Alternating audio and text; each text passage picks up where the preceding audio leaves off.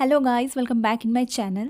सो आज मैं फिर से आ गई हूँ एक और इंटरव्यू ड्राइव लेके, जो कि कैबिन क्रू की इंटरव्यू है। आकाशा कंडक्ट करा रही है, वो भी गोवा में। सो दिस टाइम जो इंटरव्यू वेन्यू है वो गोवा में होने वाला है, और इन फ्लाइट सर्विसेज जो कि बैंगलोर बेस्ड होने वाला है, जैसे कि मैंने पहले वीडियो में भी आपको बताया था। और ये जॉब पोस्ट जो है वो कब की है, 16 जैन को ये पोस्ट हुई है, एंड इन डेट जो इसका है वो 26 जैन को एंड हो जाएगा। मीन्स इतने के बीच में ही आप अपने जो है ये अप्लाई कर सकते हो इस वैकेंसी के लिए, अदरवाइज़ टाइम निकल जाएगा, फिर कोई फ़ायदा नहीं है। एंड एक्सपीरियंस जो आपको चाहिए इसमें कुछ भी नहीं चाहिए, ठीक है। तो इसके लिए वो मत करो, आप चलते हैं आगे बढ़ते। सो किस चीज़ के लिए ये सिलेक्शन हो रही है? सो यहाँ पे क्लियर ये दे रखा है कि ये कैबिन क्रू के लिए सिलेक्शन हो रहा है। मीन्स ये कैबिन क्रू का इंटरव्यू है, ये वॉक इन इंटरव्यूज़ नहीं है, ये इनवाइट बेस्ड इंटरव्यू है। तो सबसे पहले आपको अप्लाई करना होगा, ठीक है। अप्लाई करने के बाद आपको एक मेल आएगा जो कि कंफर्मेशन मेल होगा, एंड सेकेंड मेल ये आएगा कि you are invited. Then they will share their venue, what is the date. Means सबके अलग अलग डेट पे होंगे। ऐसा नहीं है कि आपके आज हो रहे हैं तो उसके आपकी जो फ्रेंड होगी उसके भी आज होंगे, ऐसे करके मैं एक जस्ट एग्जांपल दे रही हूँ।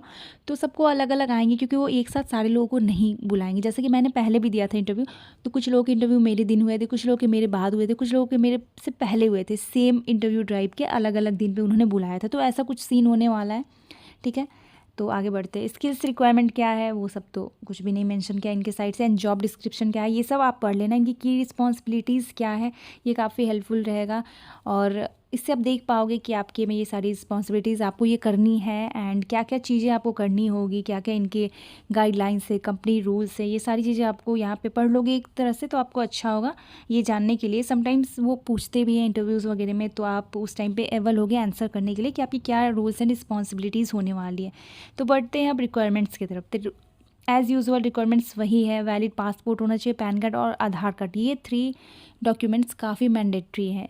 अगर पासपोर्ट नहीं आप सोच रहे हो कि आप इंटरव्यू देने चले जाओगे तो वेस्ट ऑफ द टाइम है, कोई फ़ायदा नहीं है, क्योंकि बिना पासपोर्ट एविएशन में कोई जगह नहीं है। सीरियसली मैं बता रही हूँ। तो इससे अच्छा है कि आप पहले अपना पासपोर्ट अप्लाई करो, देन इंटरव्यू के लिए आप अप्लाई करो। क्योंकि आप जाओगे कहीं से भी, मान लो आप दिल्ली से हो, गोवा जाते हो इंटरव्यू देने, या कोलकाता जा रहे हो, उसकी भी वैकेंसी निकली है, तो अगर आपके पास पासपोर्ट नहीं है तो फिर ऑब्वियसली सी बात है आप अपना टाइम वेस्ट कर रहे हो, मनी वेस्ट करो, बहुत सारी चीज़ें हैं।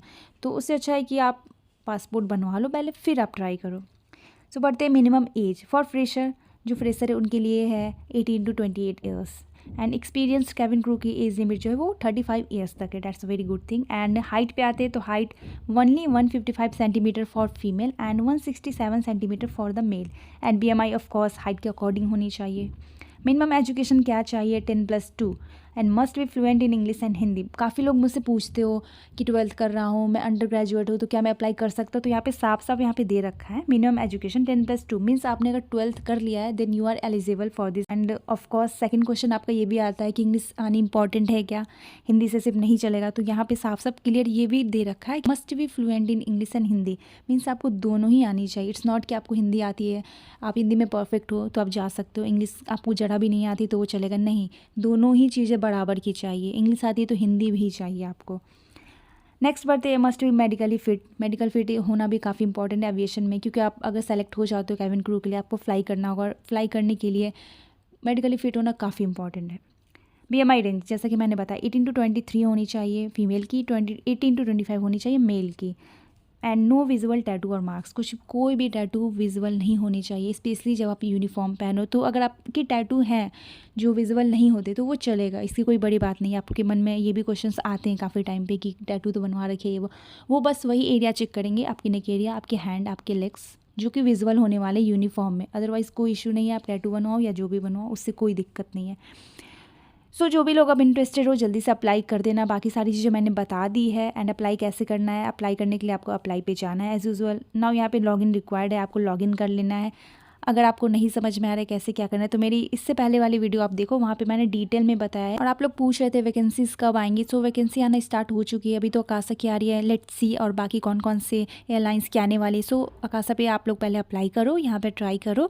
एंड ट्राई करने में कुछ भी नहीं जाता है, इंटरव्यू दो, एक्सपीरियंस ही होगा। अगर आप ये भी सोचो कि आपको आकाशा नहीं ज्वाइन करनी है, आपको इंडिगो ज्वाइन करनी है, एयर इंडिया ज्वाइन करनी है, तो फिर भी आप इंटरव्यू दो, मेरा ये मानना है, ठीक है। क्योंकि अभी जिसकी वैकेंसी निकल रही है ना, अभी काफ़ी कुछ रेयर हो गया है, एयर इंडिया तो ले ही नहीं रही है, और इंडिया एक्सप्रेस की भी काफ़ी मर्जर की वजह से ना काफ़ी चीज़ें चल रही। तो मैं तो बोलूँगी आकाशा में ट्राई करो, हो जाता है तो वेल एंड गुड, नहीं होता है तो आपको एक्सपीरियंस मिल जाएगा। होप आपको ये वीडियो हेल्पफुल लगी हो तो लाइक से सब्सक्राइब कर देना। एंड कोई भी क्वेश्चन हो तो कमेंट बॉक्स में पूछ लेना मुझसे।